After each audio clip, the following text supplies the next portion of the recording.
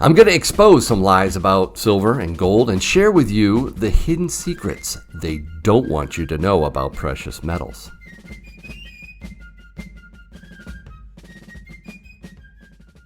Hey everyone, thanks so much for watching Yankee Stacking. I am super fired up today, so fair warning. All right, I've heard more and more lies about silver and gold over the past year, and it's time to address them head on. But before I do, please hit the like button on this video to help me get the word out. And by all means, please subscribe to my channel. I still can't believe how many people watch my videos, including my Tim videos, and aren't subscribed. It's free to do, and you'll be able to get in on some incredible gold and silver giveaways that are coming up soon.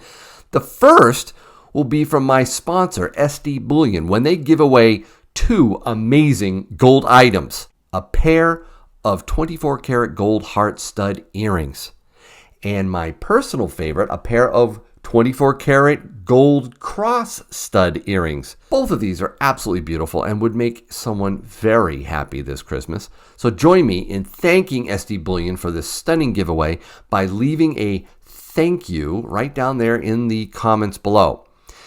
And if you're in the market for some investment grade gold jewelry, check out sdbullion.com/jewelry for more beautiful items on sale now. The official giveaway video will drop next week. And in order to win, you have to be a subscriber of my channel. So don't wait. Subscribe right now. So what are the lies about silver and gold that have me all fired up? I'm going to give you 4 of them in this video. Lie number 1. Silver and gold are not money. I hear this quite a bit, and it's a foolish lie. I usually hear from investment brokers, banksters, the Federal Reserve, our own government. They don't want the public to view this stuff as real money. They don't want gold and silver to be a core holding of yours. They would much rather we think of gold as a barbarous relic of the past and consider silver a complete joke. So they all ridicule it mercilessly. Do you think gold is money? No. It's not money. Even if it has been money for 6,000 years. And here's the hidden secret of these fiat money pushers and their ideological allies. It flies in the face of what central banks are doing right now. They continue to accumulate and hold gold, especially, as a monetary reserve. Why do central banks hold it? Well, it's a form of reserves. Why don't they hold diamonds? Well, it's tradition, long-term tradition.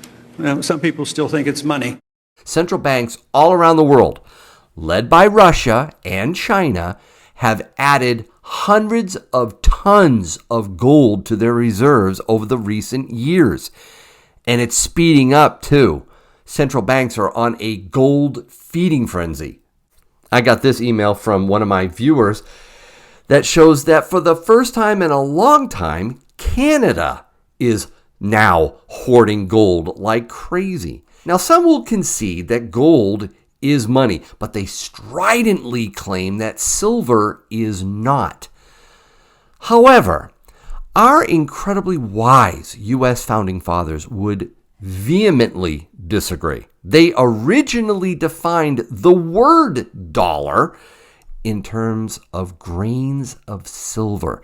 It was part of the Coinage Act of 1792.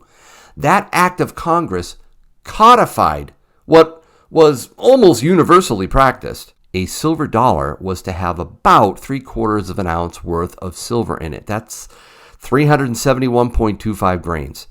It was in line with the Spanish milled dollar of the day.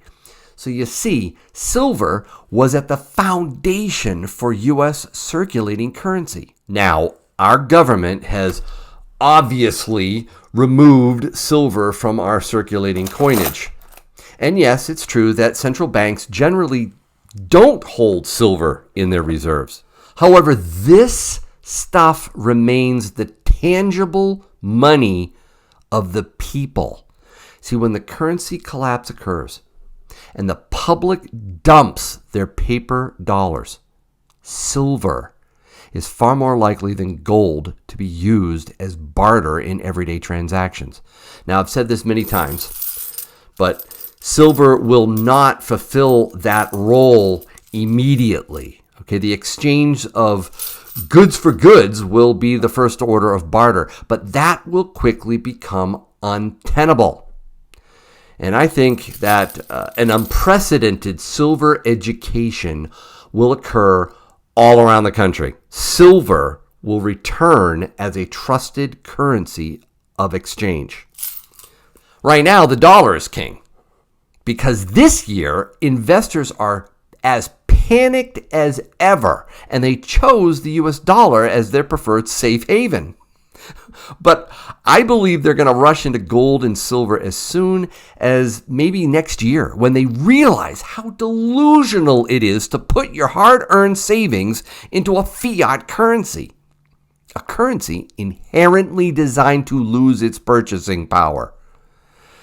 All right, so all that's lie number one. Lie number two, silver and gold won't protect you against inflation. Oh my goodness. How many times do I have to read this garbage in the comments section? Yes, gold and silver have not responded to inflation like people expected them to, especially like many gold and silver stackers expected them to. But this is a short-sighted mistake. Many times, the perception of what a central bank will do in response to soaring inflation will temporarily delay the appropriate price moves with precious metals. In other words, market expectations of central banks artificially suppress where gold and silver will eventually head, and that is way, way up. Right now, the expectations are that the Federal Reserve is going to continue battling inflation until it's licked, until Jerome Powell and company get inflation back down to their absolute beloved 2% average target. That's laughable. That's complete fantasy. We are past the point of no return. We have crossed the currency Rubicon. The demise of the US dollar and the eventual ascendancy of gold and silver is inevitable, in my opinion. Inflation is not going to be tamed, people. Gold and silver will respond once the central bank emperors are shown to have no clothes. So don't ever be discouraged by doing the right thing. This delay that we're seeing, and it is a temporary delay, this delay in gold and silver's response to inflation is not the end game. So be patient. And that patient thought brings me to lie number 3. Silver and gold are lousy investments. This lie, this accusation, has a couple reasons. First, a short-term mindset towards precious metals. The truth is, if you've been a contrarian investor, you have patience. But if you aren't, patience goes right out the window. There's that patience thing again. See, in my 56 years of life, I have never seen such impatience with people trying to build their wealth. I'm not picking on millennials, okay? But millennials have been especially susceptible to the siren song of schemes like Bitcoin and other cryptocurrencies with the hopes of getting rich and rich quick. I feel for them. My daughter is a millennial. This young generation has been just slapped around with a Great Recession and a pandemic. They are all too ready to just gamble to catch up financially. And that's sad. I feel for them. They look at silver and gold and they say, well, this isn't sexy. This isn't going to make me money. But the second reason people say that silver and gold are lousy investments is Well, they're right. I mean, there are better ways to build your wealth over time than with silver and gold. Yes, silver and gold have done better than a lot of other assets. Even the stock market, if you pick the right time frame. Okay, so yes, it can make you money, but they are simply not a traditional investment asset.